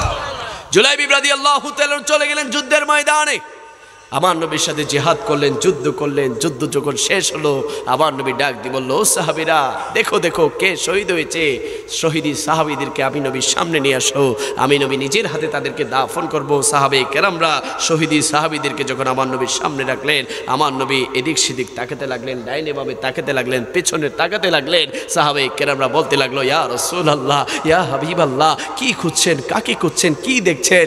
আমার নবী ডাক দিয়ে বলতে লাগলো, ও সাহাবীরা, আমি শুনেছি, আমি সবে মাত্র আজ যাকে বিয়ে দিয়েছি, সবে মাত্র যাকে আমি বিয়ে দিয়েছি, আমার সাহাবী জুলাইবিব, যে এখন বাসর ঘরে থাকার কথা, সে নাকি বাসর ঘর ফেলে, ফুলের ঘর ফেলে, নববধূকে রেখে আমি নবীর প্রেমে যুদ্ধে চলে এসেছে। কই কই আমার জুলাইবিব কোথায়, আমার জুলাইবিব কোথায়? আমি তো আমার জুলাইবিবকে দেখতে পারছি না, আমার জুলাইবিব কোথায়? আমার নবী জিহাদের ময়দানে জুলাইবিবকে খুঁজতে লাগলেন, তন্ন তন্ন করে করে খুঁজতে খুঁজতে হঠাৎ করে দেখতে পেলেন জুলাইবিব রাদিয়াল্লাহু তাআলা আনহুর খাটুর শরীরটা, আমার নবীর সাহাবী জুলাইবিব শহীদ হয়ে মাটির মধ্যে শুয়ে আছে, আশেপাশে 7টা মুশরিকের লাশ। আমার নবী দূর দিয়ে গিয়ে জুলাইবিবের লাশটাকে বুকের মধ্যে নিলেন, শরীর থেকে রক্তগুলা মুছতে লাগলেন, চেহারা রক্তগুলা মুছে মুছে বলতে লাগলেন, ও জুলাইবিব, আমি নবীর প্রেমে জীবন দিয়েছিস, বাসর করে থাকার কথা, কিন্তু এখানে শহীদ হয়েছিস, জীবন দিয়েছিস, জীবন দিয়েছিস। আমার নবী রাহমাতাল লিল আলামিন নবী আল্লাহর দরবারে 2টা হাত তুলে ফরিয়াদ করতে লাগলেন, ও মালিক, ও মাওলা,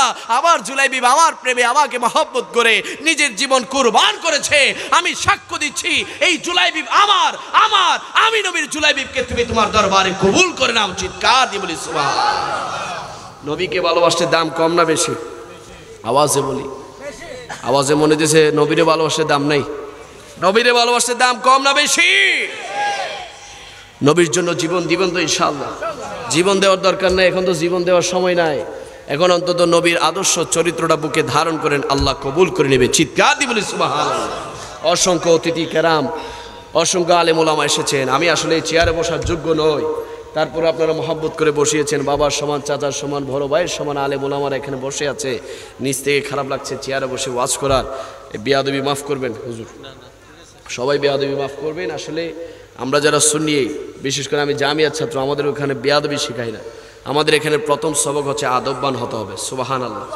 কারণ সুন্নিরা আদববান, এই জন্য তারা নবীকে মহব্বত করে। আর যাদের অন্তরে বেয়াদবি আছে তারা নবীকে মহব্বত করে না। চিল্লাবে ঠিক কিনা?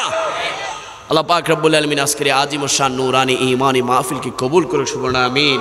আর সর্বশেষ বলে দিচ্ছি, যারা নবীর শানে বেয়াদবি করে, যারা নবীর শানে বেয়াদবি করে, আমার নবীর শান মান নিয়ে আঘাত করে, যারা বুঝে না বুঝে আমার নবীর শান মানে বেয়াদবি করছে, অবশ্যই অবশ্যই একদিন তোমার থেকে মৃত্যুবরণ করতে হবে। তোমার শরীরটাকে অবশ্যই অবশ্যই কবর রাখবে। যখন কবর রাখবে দুনিয়ার কেউ তোমার সাথে যাবে, আওয়াজে বলি যাবে।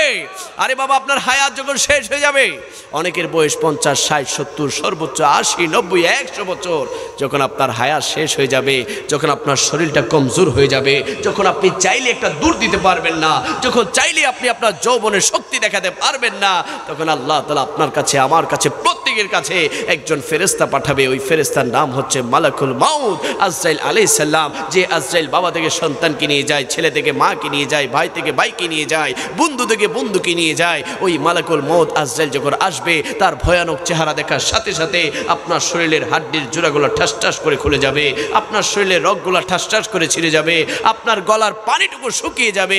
ওই আজরাইল যখন আপনার সিনার মধ্যে, আপনার বুকের মধ্যে তার হাতটা রাখবে, মনে হবে আসমানটা রেখেছে, মনে হবে জমিনটা রেখেছে, মনে হবে পাহাড় রেখেছে, মনে হবে পর্বত রেখেছে। ওই মালাকুল মউত আজরাইল আলাইহিস সালাম যখন আপনার রূহটাকে কবজ করে নিয়ে চলে যাবে, আপনার একটা লাশ পড়ে থাকবে, একটা লাশ পড়ে থাকবে, একটা লাশ পড়ে থাকবে। ওই লাশটাকে দেখার জন্য বাবা আসবে, ভাই আসবে, বন্ধু আসবে, এলাকাবাসী, পাড়া প্রতিবেশী সবাই আসবে। আসার পরে আপনার লাশটাকে বড়ই পাতার গরম পানি দিয়ে যখন গোসল দিবে, 3টি প্যাকেট করে আপনাকে মসজিদের আঙ্গিনায় নিয়ে আসা হবে জানাজার নামাজ পড়ানোর জন্য। জানাজার নামাজ শেষে আপনার লাশটাকে যখন গুরুস্থানের দিকে, কবরস্থানের দিকে যখন রওনা করবে, আপনি চিৎকার দিবেন, আমি চিৎকার দিব, প্রত্যেকে চিৎকার দিবে, ওরে ভাই, ওরে বন্ধু, কোথায় নিয়ে যাচ্ছ, কোথায় নিয়ে যাচ্ছ? আমার না এত দামি বিল্ডিং আছে, আমার না এত দামি ঘর আছে, আমার না রূপসী সুন্দরী স্ত্রী আছে, আমার না সন্তান আছে, আমার না ব্যাংকে লক্ষ কোটি টাকা আছে, আমার না এত ক্ষমতা, এত পাওয়ার আছে, এত কিছু থাকার পরেও কোথায় নিয়ে যাচ্ছ, কোথায় নিয়ে যাচ্ছ? খোদার কসম আমার খাগড়িয়ার সুন্নি ভাইরা, ওই চিৎকার তখন কেউ শুনবে না, চিৎকার তখন কেউ শুনবে না। তখন আপনার লাশটাকে যখন কবর রাখবে, গুরুস্থানে রাখবে, কবর রাখার পরে বাঁশ দিবে, পাটি দিবে, মাটি চাপা দিয়ে দিয়ে এক এক করে যখন সবাই চলে আসবে, ওই অন্ধকার কবরে আপনি চিৎকার দিবেন, আমি চিৎকার দিব, প্রত্যেকে চিৎকার দিব, ওরে ভাই, ওরে বন্ধু, কেমন ঘরে রেখে গেলা, কেমন ঘরে রেখে গেলা? যেই ঘরে দরজা নাই, জানালা নাই, যেই ঘরে লাইট নাই, ফ্যান নাই, যেই ঘরে ডাইনে মাটি, বামে মাটি, নিচে মাটি, উপরে মাটি, সামনে মাটি, পিছনে মাটি, এই কেমন ঘরে রেখে গেলা? চিৎকার দিবেন, চিৎকার দিবেন। ওই চিৎকার কেউ শুনবে না, কেউ শুনবে না, কেউ শুনবে না। তখন আমার আল্লাহ তাআলা ওই অন্ধকার কবরে 2জন ফেরেশতা পাঠাবে। একজনের নাম হচ্ছে মুনকার, আরেকজনের নাম হচ্ছে নাকির। ওই 2জন ফেরেশতা এসে 3টা প্রশ্ন করবে তাদের কবরে, যারা দুনিয়ার জমিনে আল্লাহর ইবাদত করে নাই, আল্লাহকে সিজদা দেয় নাই, যারা দুনিয়ার জমিনে আল্লাহর সাথে নাফরমানি করেছে, যারা দুনিয়ার জমিনে আমার নবীর শানে বেয়াদবি করেছে, যারা দুনিয়ার জমিনে মা বাবার অবাধ্য হয়েছে, বড়কে অসম্মান করেছে, ছোটকে মারধর করেছে, যারা দুনিয়ার জমিনে সুদ খেয়েছে, ঘুষ খেয়েছে, অন্যের হক মেরে খেয়েছে, যারা দুনিয়ার জমিনে মিথ্যা বলেছে, গীবত করেছে, যারা দুনিয়ার জমিনে হানাহানি, মারামারি, গালাগালি করেছে, তাদের কবরে মুনকার নাকির এসে 3টা প্রশ্ন করবে। বলো বলো, 1 নম্বর প্রশ্ন, মান রাব্বুকা, তোমার রবকে, তোমার রবকে? যারা দুনিয়ার জমিনে আল্লাহর নাফরমানি করেছে তারা বলবে লা আদরি, আমি তো জানি না, আমি তো পারি না, আমি তো জানি না। 2 নম্বর প্রশ্ন করবে, বলো বলো মা দিনুকা, তোমার ধর্ম কি? যারা দুনিয়ার জমিনে ইসলাম বোঝে নাই, ইসলাম মানে নাই, ইসলামের সুছায়া তলে থাকে নাই, তারা বলবে লা আদরি, আমি তো জানি না, আমি তো পারি না। আর যখন 3 নম্বর প্রশ্ন করবে, বলো বলো মা কুনতা তাকুলু ফি হাক্কি হাযা রাজুল, তোমার কবর যে একজন মানুষকে রাখা হয়েছে দুনিয়ার জমিনে, তার সম্পর্কে তোমার আকীদা কি ছিল, ধারণা কি ছিল? যারা দুনিয়ার জমিনে বসে বসে আমার নবীর শান মানে বেয়াদবি করেছে, যারা দুনিয়ার জমিনে আমার নবীর নাম মুবারক শুনে চুমু খাওকে বেদাত বলেছে, যারা দুনিয়ার জমিনে আমার নবীর শানে সালাতু সালাম মিলাদ কিয়ামকে যারা বেদাত বলেছে, যারা মিলাদ নবীকে বেদাত বলেছে, যারা দুনিয়ার জমিনে আমার নবীর আকাশচুম্বী মর্যাদার শানে বেয়াদবি করেছে, তাদের কবরে নবী আসবে, তারা চিনবে না, তারা চিনবে না, তারা বলবে লা আদরি, আমি তো চিনি না, আমি তো জানি না, আমি তো পারি না। তখন ওই দুশমন রাসূলের কবরের সাথে আল্লাহ তাআলা জাহান্নামের দরজা খুলে দিবে, জাহান্নামের আযাব তার কবরে আসতে থাকবে, জাহান্নামের আযাব তার কবরে আসতে থাকবে, তার কবরের উভয় পাশের মাটিগুলা তাকে টাস টাস করে চিপতে থাকবে, তার বুকের উভয় পাশের হাড্ডির পাঁজরগুলা ভেঙ্গে চুরমার হয়ে যাবে। আর যখন আমার খাগড়িয়ার সুন্নি ভাইদের কবর যখন মুনকার নাকির আসবে, তিনটা প্রশ্ন করবে, বলো বলো মান রাব্বুকা, আশিক রাসূল বলবে রব্বি আল্লাহ, রব্বি আল্লাহ। দুই নম্বর প্রশ্ন করবে, বলো বলো মা দীনুকা, তোমার ধর্ম কি? আশিক রাসূল বলবে দীন আল ইসলাম। আর যখন বলবে মা কুনতা তাকুলু ফি হাক্কি হাযা রাজুল, তোমার কবর যে একজন নূরানি মানুষকে রাখা হয়েছে, তার সম্পর্কে তোমার আকীদা কি, ধারণা কি, তার সম্পর্কে তোমার আকীদা কি? যারা দুনিয়ার জমিনে বসে বসে বারবার বলেছিল ইয়া রাসূলুল্লাহ, ইয়া রাসূলুল্লাহ, দেখা দাও, দিদার দাও, ওই সমস্ত আশিক রাসূল কবরে যখন আমার নবী আসবে, আশিক রাসূল বলবে ও মুনকার নাকির চলে যাও, চলে যাও, চলে যাও, আমার কবর থেকে চলে যাও, নূরানি নবী আমার কবর এসেছে, আমার নবীর কদম মোবারকে চুমু খাওয়ার সুযোগ করে দাও। চিৎকার দিয়ে বলি সুবহান।